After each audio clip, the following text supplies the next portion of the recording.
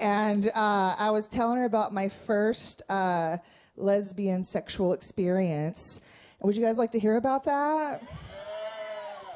It's not flattering to me. The girl, I'm still friends with the girl. We went to high school. And, well, actually, she's not the first. She's the second. The first girl, I was 16, and it was just a hookup. You know how 16-year-olds are. And the next day, she showed up. She worked at a pizza shop, and she showed up with an extra-large pepperoni pizza. I was like, fuck yeah, I did a good job. And she said, no, that's not it. I just wanted to tell you I got chlamydia with the pizza. And she had chlamydia. I didn't get it. I was like face-to-face in the trenches, but I didn't get it. I didn't even know what it was back then. That was a long time ago. But no, the second time, this was a friend of mine, and we had talked about it. It was like, let's experiment. And I'm a little bit older, and back in the day when I was a teenager, the internet wasn't quite what it is now. We didn't have Pornhub and all that shit.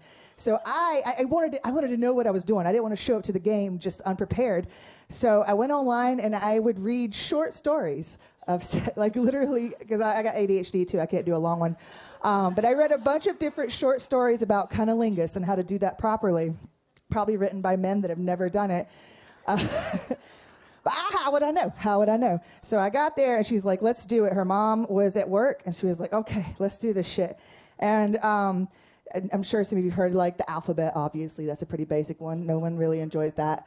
But the main one was I had read a story about someone using a mint, like an Altoid. You put it on your tongue, and yeah, that's like a good thing to do. But I didn't have any Altoids. All I had was, you remember those little icebreakers, little tiny white mints with the blue dots on them? They're intense. But I was like, this is perfect, because I'm going to put it on the tip of my tongue, and it's totally going to stay there the whole time.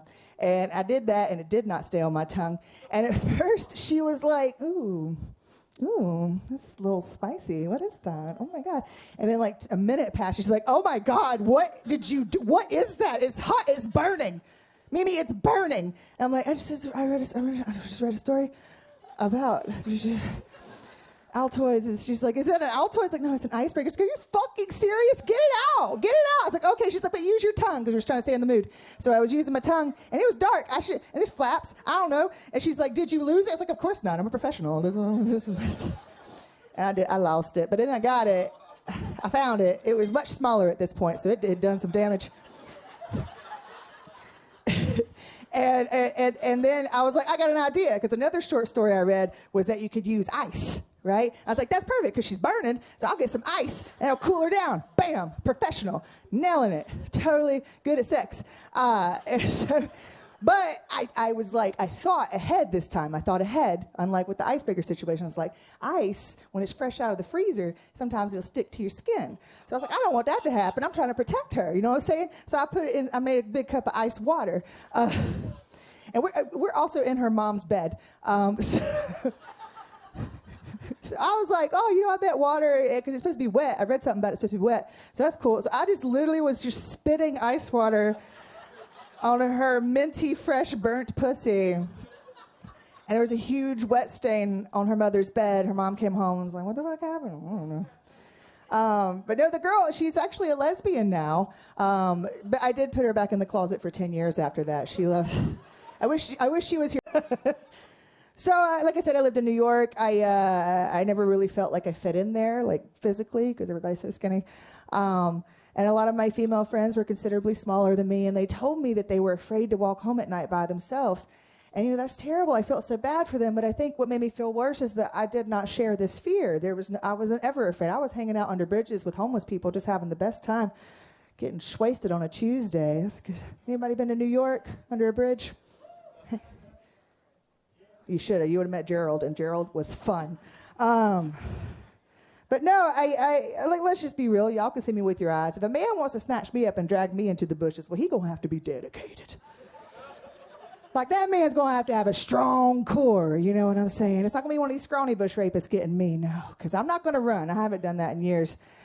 And I'm not gonna fight. No violence here. I'm just gonna go limp. No bones, noodles all day, baby. Drag me. Do your best. If you can get me in those bushes, you damn near earned it. He's gonna be winded.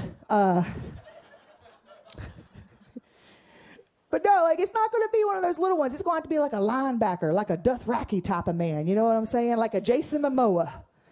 And y'all, I'm a lesbian, but Jason Momoa, that man ain't gotta drag me anywhere. My ass will skip into those bushes if he wants, we could piggyback it so he feel like he took me, just to make him feel more like a man, And man, I hope he'd get me pregnant. My God, these hips are made for Momoa babies. They'll just be like, pop them out, Dothraki, Dothraki, Dothraki, Dothraki. I'll be the queer dragons in no time. Have my own HBO show. It'd be great. And, I've been telling this joke for a little while, and sometimes my friends pick on me. They're like, oh, you're a lesbian, but you have crushes on guys. It's like, it's only specific type of guys. I like big old burly Hawaiian Samoan-looking dudes. Like, my biggest crush, the number one crush, is Dwayne "The Rock" Johnson.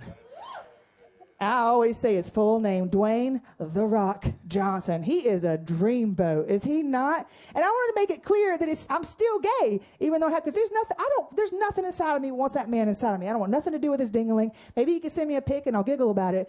But I think the reason I love him more than Momoa is because Momoa is kind of tiny compared to him. And my dream is to have a big burly man carry me off into the sunset. And Momoa, he could do it, but he'd probably have to have me over his shoulder and he'd like struggle a little bit. Not Dwayne "The Rock" Johnson, no. He would cradle me like the queen that I am. I could rest my head right on his big old chest and smell it. And he smells good and bad at the same time. Like it'd make my ovaries quiver. I'd love it. It would be nothing sexual, though. We'd talk about our feelings. If anything, we might kiss, but it'd be like a quick peck, and we'd giggle afterward, like, you're so gay, Dwayne "The Rock" Johnson.